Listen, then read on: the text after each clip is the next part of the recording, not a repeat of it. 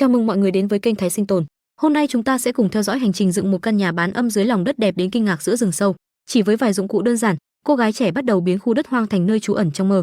Thiết kế này giúp chắn gió, tránh mưa, mùa đông ấm áp và mùa hè luôn mát mẻ. Đúng là một không gian nghỉ ngơi khiến ai nhìn cũng ao ước.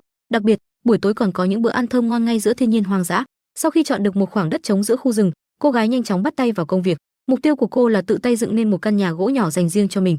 Việc đầu tiên là dọn sạch lớp lá khô phủ kín mặt đất. Tiếp đó dùng xẻng đánh dấu toàn bộ khu vực sẽ thi công. Khung nền của ngôi nhà cũng dần được xác định rõ ràng. Diện tích tuy không lớn nhưng đủ để tạo nên một không gian sống tiện nghi. Ngay sau đó cô bắt đầu đào móng, từng nhát xẻng dần tạo nên nền nhà vững chắc. Khu vực này không có bốn mùa rõ rệt mà chỉ chia thành mùa mưa và mùa khô. Đó cũng là kiểu khí hậu đặc trưng của vùng nhiệt đới gió mùa. Nhìn vào trang phục cũng có thể đoán được thời tiết khá dễ chịu. Có lẽ thời điểm này đang là mùa khô trong năm.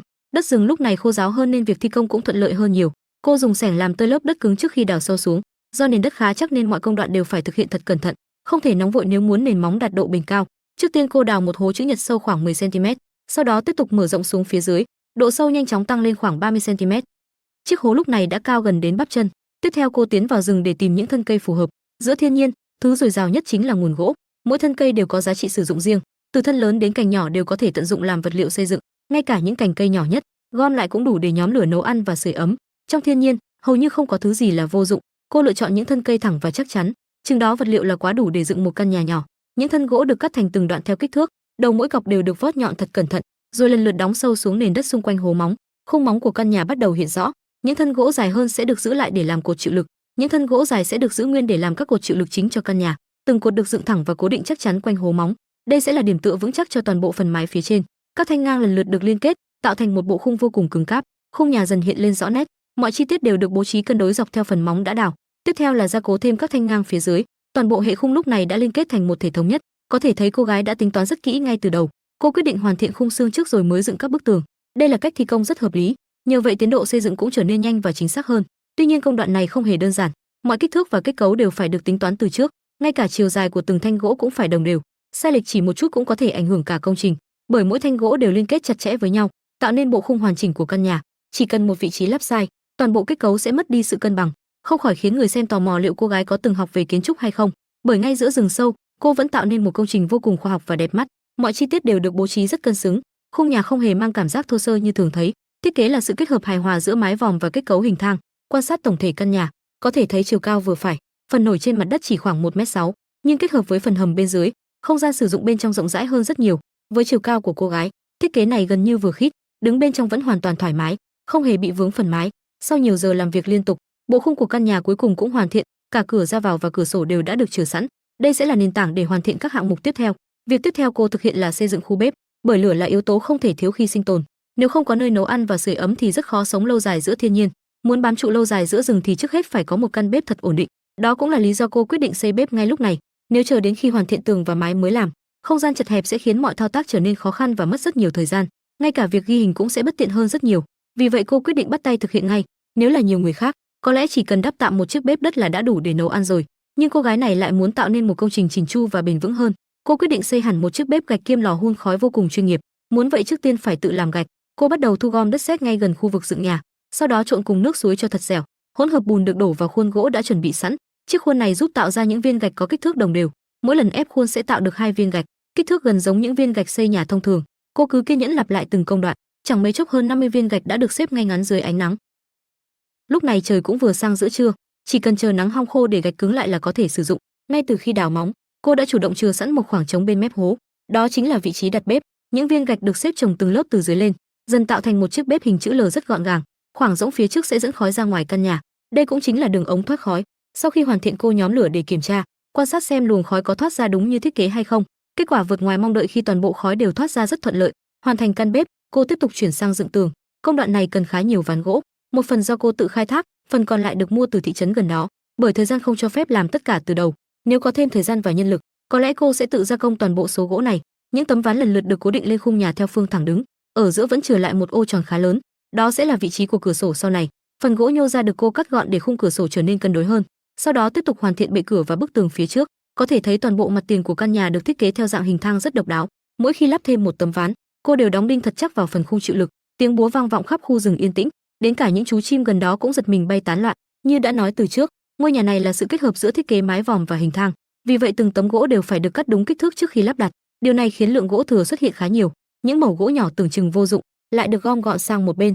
Sau khi hoàn thiện ngôi nhà, chúng sẽ trở thành củi đốt rất hữu ích, không hề có bất kỳ vật liệu nào bị lãng phí. Chẳng bao lâu sau, hai bên tường đã dần thành hình. Tuy nhiên giữa các tấm gỗ vẫn còn những khe hở khá lớn.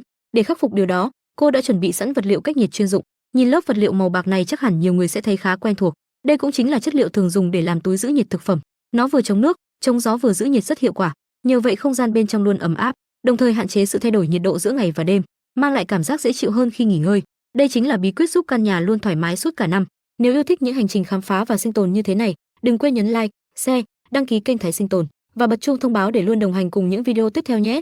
Sự ủng hộ của các bạn là động lực để Thái Sinh Tồn ra nhiều video hơn. Chúc mọi người luôn mạnh khỏe, bình an và có thật nhiều niềm vui. Sau khi hoàn thiện lớp cách nhiệt, căn nhà đã thay đổi rõ rệt.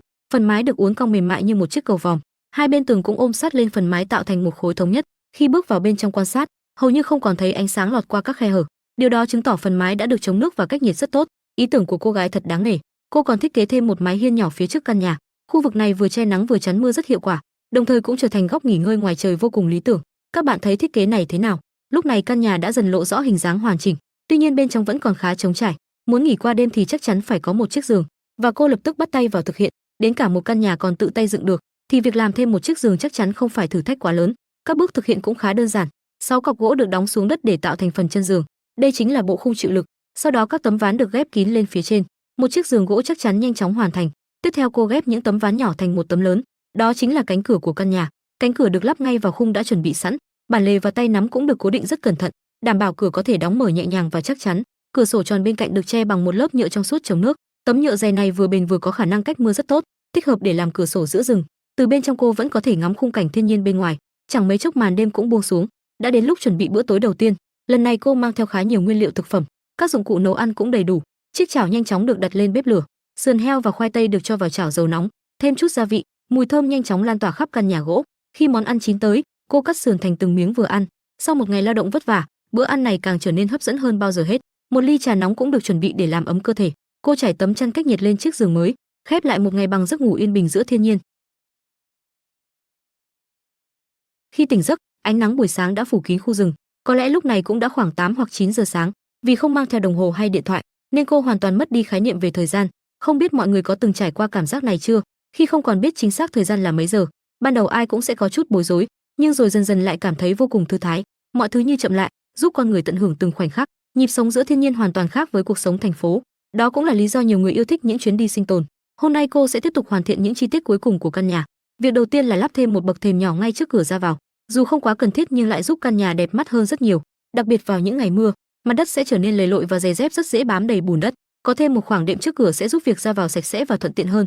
Đây cũng là một mẹo sinh tồn rất đáng để học hỏi. Bên cạnh bậc thềm, cô còn trồng thêm vài bụi hoa để tạo điểm nhấn. Nhờ vậy căn nhà giữa rừng trở nên sinh động hơn hẳn. Tiếp theo cô lại vào rừng mang về thêm những thân gỗ mới. Từng khúc gỗ được cắt theo kích thước rồi xếp dọc theo chân tường bên trong. Mục đích là phân chia khu vực sinh hoạt và nền đất. Sau đó bắt đầu thi công phần sàn. Toàn bộ mặt sàn đều được làm bằng gỗ. Đầu tiên cô đóng các cọc gỗ xuống nền.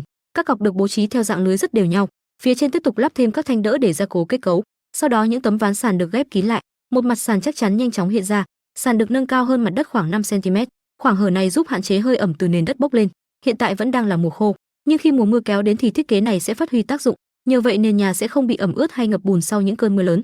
Hoàn thiện phần sàn, cô lấy ra một hộp sơn bảo vệ gỗ màu nâu đậm. Toàn bộ tường và mái nhà đều được phủ một lớp sơn mới. Trong loại sơn này còn có thành phần sáp bảo vệ, giúp bề mặt gỗ chống thấm và bền hơn theo thời gian, đồng thời hạn chế mối mọt và giảm nguy cơ mục nát do thời tiết. Căn nhà lúc này trông đẹp mắt và chuyên nghiệp hơn hẳn. Kết thúc một ngày làm việc, cô chuẩn bị bữa tối. Món ăn hôm nay là gà nướng nguyên con. Con gà được tẩm ướp gia vị thật kỹ cả bên trong lẫn bên ngoài. Tiếp đó cô nhồi thêm rau thơm vào bụng gà, rồi bọc kín bằng giấy bạc trước khi đưa lên bếp nướng. Trong lúc nướng cô liên tục chở đều các mặt. Sau hơn 1 giờ, hương thơm của món gà lan tỏa khắp khu rừng. Ngồi trước căn nhà tự tay xây dựng, cô lặng lẽ tận hưởng thành quả. Một bữa gà nướng nóng hổi đã khép lại hành trình đầy ấn tượng này. Hành trình sinh tồn hôm nay xin được khép lại tại đây. Cảm ơn mọi người đã luôn đồng hành cùng kênh Thái Sinh Tồn. Nếu yêu thích video này, đừng quên nhấn like, share, đăng ký kênh và bật chuông thông báo để không bỏ lỡ những hành trình hấp dẫn tiếp theo nhé. Xin chào và hẹn gặp lại mọi người trong những video tiếp theo. Chúc mọi người luôn mạnh khỏe, bình an và có thật nhiều niềm vui.